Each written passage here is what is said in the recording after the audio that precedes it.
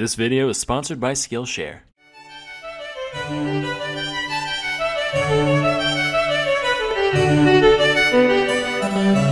Hey kids, time to alienate 23.9% of the United States from my potential audience, cause today, we're talking popes. Now don't get me wrong, the modern papacy is a great thing. Just a genuinely virtuous man being elected to govern and set an example for Christians everywhere, that's awesome. But back in the day, not so. See, in the Middle Ages, the church was one of the greatest powers in the Western world, having massive influence over monarchs and laymen alike. And as we know, with great power comes great tomfoolery. Here's some of the less wholesome popes that history has to offer. Pope Stephen VI assumed the pontificate in May of 896, during a time of great instability for the papacy, where rulers and families of all different shapes and sizes were vying for influence over the Catholic Church. As such, successive popes from this period often had different ideas about how things should be run. Stephen, for example, didn't much care for Pope Formosus, the guy before last. Why?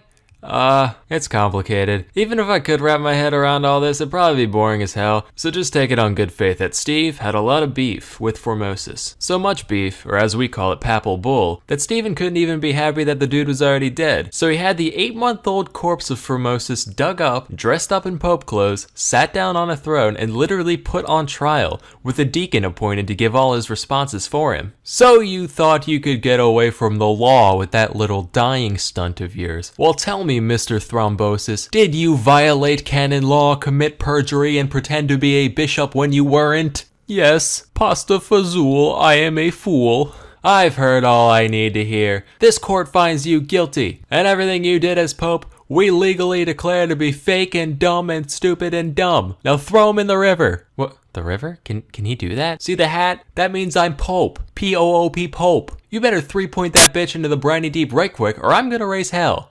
Metaphorically. So they threw him in the river. This whole thing caused an uproar among Formosus supporters, and after Formosus' corpse was allegedly seen performing miracles at the riverbank, Stephen ended up being overthrown, imprisoned, and executed by strangulation. The body, now slimy and disgusting, was fished out of the Tiber and reinterred in St. Peter's Basilica, where it rests to this day. Next, we'll talk about John XII. This guy already looks like one of my characters. Why don't we just, yeah, there we go. This guy ascended to the throne when he was just 18 years old, which is insane. If I was elected world's biggest hat wearer at that age, you better believe things would get real unpapal real quick. I'm talking gambling, hookers, setting fires, and toasting to the devil. And when you know it, these are all things John XII did. It's said that he took the sacred palace and literally made it into a whorehouse. Matter of fact, while researching the guy, I stumbled across this list of sexually active popes. This is a real Wikipedia article. Take a hike, toilet paper orientation, daddy's got a new favorite. John is featured prominently on this list, of course. He had a thing for widows for some reason. Personally, I'm not big on weepy old hags. I'm more of a carefree young hag type of guy, but to each their own. He also banged his niece a bunch, which not the most virtuous act, but you know, Middle Ages and bloodline, fucking whatever. His playboy lifestyle eventually caught up to him though, leading to the Synod of Rome, where everyone got together to talk about what a piece of shit he is so they could kick him off the throne. Besides all the deviancy, there was a lot of things they had problems with. For one, someone once offered John some money to ordain a 10-year-old as a bishop, and he was just like, alright, I would have done it for free, honestly. Look how big those robes are on him, that's hilarious. He also had a deacon ordained in a horse stable, just like, oh, for fuck's sake, alright, let's get this over with.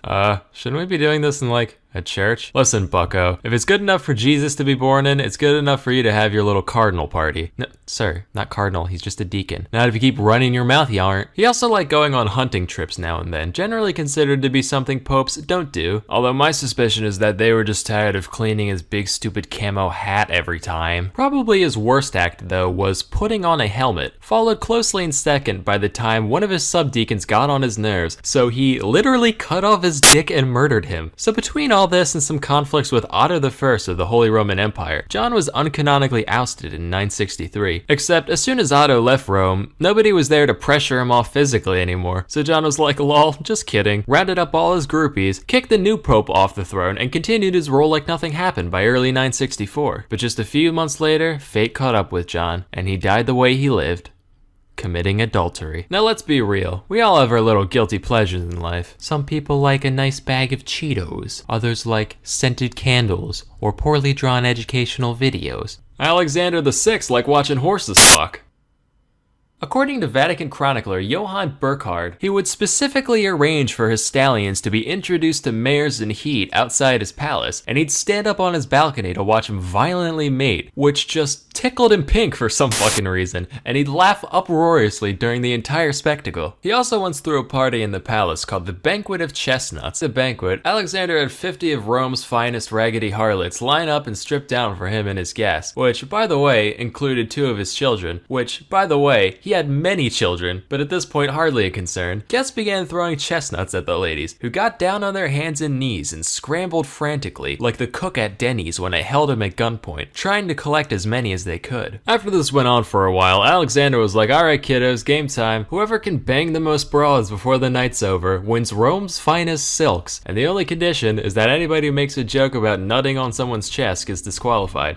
It's too easy. This is all according to that one Johann guy, mind you. Some secondary sources differ pretty significantly on the more lurid details of all this, so do take it with a grain of salt. But at the same time, this guy was the official record taker for the ceremonies he was involved with, so it seems equally likely to me that the other guys just wanted to save a bit of face, but who knows. In the end, primary sources are usually the most reputable source of information. After all, what better way to learn about stuff than from people who have direct experience in the subject? That's why you need to try Skillshare. Skillshare is an online learning community with over 25,000 classes in design, business, technology, and more. Premium membership gives you unlimited access to high-quality classes on must-know topics, so you can improve your skills, unlock new opportunities, and do the work you love. Let's say you have some kind of grand goal you want to achieve, like, say, starting your own papacy and taking over the world. Skillshare's got all the resources you'd ever need to bring that goal to fruition. You got 10 ways to boost your natural charisma, very important with any new religion. How do the wealthy create tax-exempt wealth? That's a given.